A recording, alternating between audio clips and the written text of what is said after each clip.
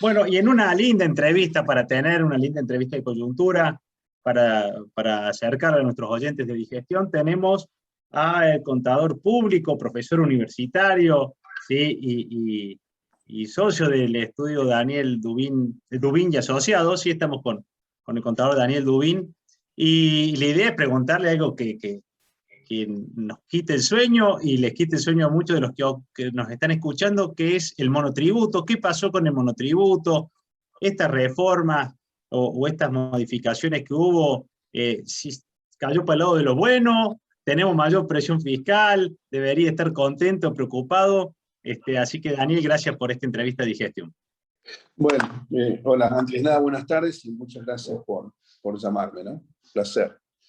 Mira, el monotributo como sistema debió haber sido siempre un régimen simplificado para pequeños contribuyentes, para pequeños profesionales o actividades comerciales pequeñas que simplificasen la cuestión y que con una cuota mensual te reemplazaba el pago de IVA y el pago de ganancias y te sale concretamente mucho más económico que ser contribuyente del régimen general. Con lo cual, para aquellas personas que estén dentro de ciertos parámetros de facturación o de metros cuadrados de la explotación o de consumos de electricidad o del precio de los productos que venden, si están dentro de las escalas que tiene el monotributo, es mucho más conveniente, mucho más simple, o debiera serlo, porque en los últimos meses que era un régimen simplificado, podríamos haberlo denominado régimen complicado, por errores sucesivos que hubo, pero siempre, por supuesto, que para el pequeño comerciante o el profesional es conveniente tratar de mantenerse dentro del régimen.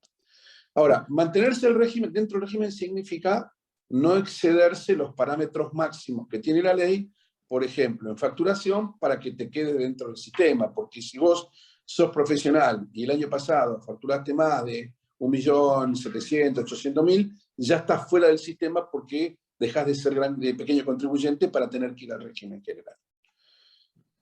Este análisis de qué categoría tenías que estar, si te podías quedar en el sistema o no tenías que quedar en el sistema, debió haberlo hecho el fisco, la AFIP, en el mes de enero del 2021.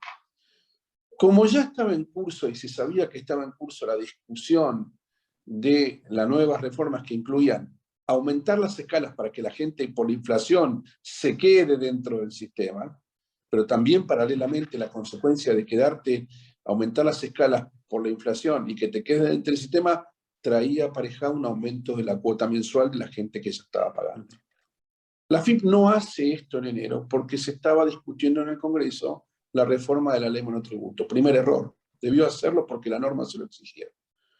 Cuando en abril sale aprobada la reforma del monotributo, salen aprobados los nuevos valores de las escalas para los cuales vos tenés que tener en cuenta para pagar el monotributo o para quedarte o salir del monotributo, la AFIP toma esta reforma del mes de abril y como estaba en la ley que sale del Congreso, la aplica retroactivamente al mes de enero. Eso originó que toda la gente deba plata, porque estaba pagando con la cuota vieja. Bien. ¿Qué pasó ahora en este régimen simplificado? Es que tomaron conciencia del error cometido y entonces los valores que se pagaron durante el 2020 se consideran vigentes excepcionalmente para todo el periodo que va hasta el 30 de junio del 2020, con lo cual la gente de enero a junio del 2021 siguió pagando lo mismo que había pagado antes y no tenía deuda. Y la reforma aparecía con la cuota de julio en adelante. Bien. ¿Qué pasa? Ahora se ha reglamentado todo esto y entonces están los nuevos tramos de escala que te permiten quedarte y las condiciones para quedarte si eventualmente tuviste que salir o te pasaste de los mínimos para quedarte dentro del régimen y las nuevas cuotas que rigen para pagar julio, agosto en adelante, no existiendo y desapareció la deuda anterior. ¿Qué hay además ahora? Ahora hay un régimen especial para aquellas personas que cumpliendo determinados parámetros, por alguna razón se hayan pasado de la categoría máxima y deberían estar fuera del monotributo. ¿Qué hace esta nueva ley, esta nueva reglamentación? Darle la opción de quedarse. ¿Y qué tiene que hacer una persona que se pasó del monotributo si se quiere quedar? Tiene que mirar varias cosas. Primero, que su facturación en el año 2020 no haya excedido los 5.550.000 pesos. Si se pasó, no podría optar por quedarse. Pues es una opción. Bien. O puedes optar por quedarte, cosa que te recomiendo, o si no, si te pasaste y te querés quedar en el régimen general, también puedes hacerlo. Vas a pagar Pero IVA. la recomendación, si yo fuera a Dubin y Asociados, es quédate en el monotributo. Si cumplimos las condiciones para quedarnos Sí. y ejercer la opción de quedarnos en el régimen, por supuesto que Bien. sí, porque es mucho más simple, es más económico. Yo no te lo ato con una reducción de carga tributaria, porque esto es una discusión de muchísima más envergadura. O sea, las cuotas del monotributo en relación a lo que la gente pagó hasta junio se ajustaron en un 35%. O sea, si vos tomás en cuenta que la inflación interanual, el índice de precio al consumidor, el año calendario 2020, fue del orden del 36,43, quizás el aumento de la cuota está un poquito por debajo de la inflación del año pasado. Entonces, vos me decís, bueno, ¿qué opinás? Sí, quedate, pero para quedarte te tiene que pasar esto. Primero, que no hayas facturado más de 5.550.000 pesos en el año 2020, el año calendario. Que si pagás bienes personales, tu patrimonio o los bienes que están sujetos a impuestos o exentos total, no sea superior a 6,5 millones de pesos. Eso sin considerar, tenés que excluir de ese valor el valor de tu casa habitación, no suma. Bien. Y en el periodo julio 2020 a junio del 2021, no debes haberte excedido en tu facturación el tope máximo para quedarte. Por ejemplo, en el caso de los profesionales, no debieron haber facturado entre julio del 2020 y junio del 2021 más de 2.600.000 pesos. Bien. Y en última instancia, además pagar una cuota adicional que va a vencer y ejercer la opción en septiembre, y en ese momento va a haber que pagar una cuota especial. Bien. Estamos hablando con el contador Daniel Dubin del estudio Dubin y Asociado, agradeciéndote las aclaraciones y la claridad. Te hago una última pregunta, pero esto como si alguno de los que escuchan el programa fueran a verte. Sabes que en pandemia se desarrolló mucho el e-commerce como un estilo de supervivencia y muchos fueron grandes sobrevivientes, pero improlijos sobrevivientes. Es decir, hay gente que tiene niveles de facturación porque le fue muy bien, pero que no son compatibles con una vida fiscal prolija.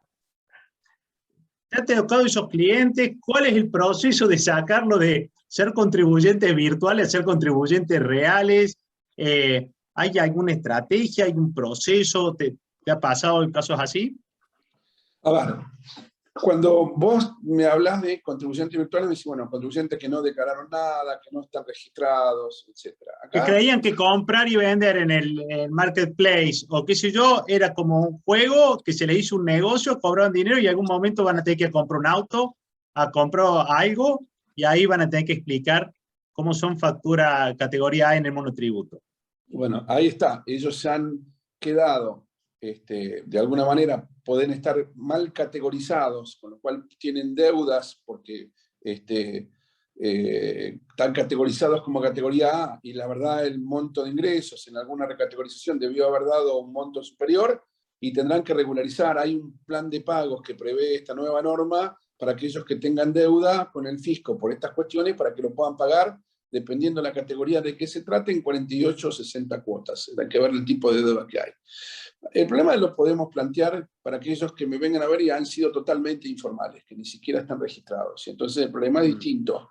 Hay que mirar la evolución y su crecimiento patrimonial, cómo han crecido, cuánto han facturado. Hoy no hay vigente ni una moratoria, ni un blanqueo, ni ningún régimen. El único blanqueo que podría estar vigente sería el de la construcción para evitar algún tipo de costo adicional, pero también ya vencidos algunos plazos.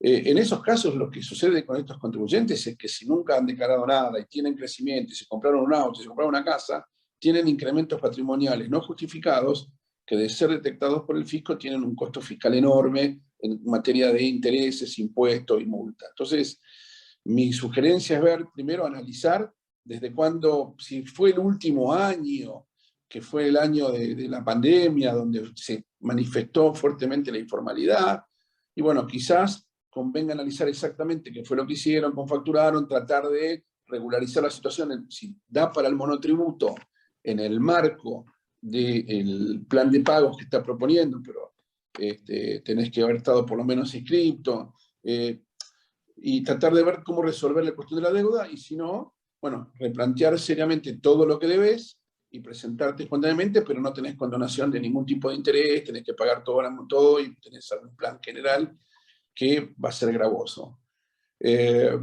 Habrá que analizarlo, es muy difícil la respuesta, porque Bien. en estos casos va a haber que mirar caso por caso, ver qué Y exactamente plantear lo que le pasó. una estrategia, me imagino. Y claro, porque hoy por hoy lo que sí tiene que entender la gente es que está actuando en la informalidad, que son muy diferentes las consecuencias cuando uno se presenta espontáneamente frente al fisco y regulariza su situación, a cuando es el fisco el que mediante una fiscalización determina las irregularidades. Porque si vos te presentás espontáneamente y regularizás tu situación, no sos pasible ni ninguna multa y eventualmente de ninguna denuncia penal, depende del monto del que estemos hablando. Ahora, si es el fisco el que te detecta, no solamente tenés el proceso sancionatorio, sino que te puede llegar a caber las disposiciones de la ley penal tributaria. Por eso te digo, es muy difícil contestártelo, porque hay que mirarlo caso por caso para ver en qué estado está, ¿no?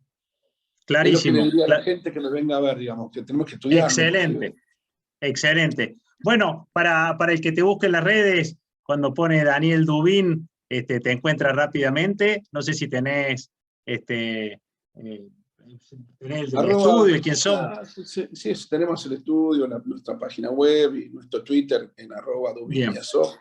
Bien. Con mucho gusto el que quiera. El que tenga una duda, nos contactas, con mucho placer lo trataremos de ayudar. Bueno, es el contador Daniel Dubin del estudio Dubin Asociado, contador público, profesor universitario, y a partir de ahora un amigo de digestión para preguntarle cómo vamos cuando vayamos avanzando el año y que se venga todo lo político y las medidas que seguramente habrá, a ver cómo impacta nuestros negocios. Daniel, muchísimas gracias por esta entrevista con Digestión. No, por favor, y muchísimas gracias por haberme convocado. Por favor, un placer. Igualmente. Chao, que esté muy bien. Chao.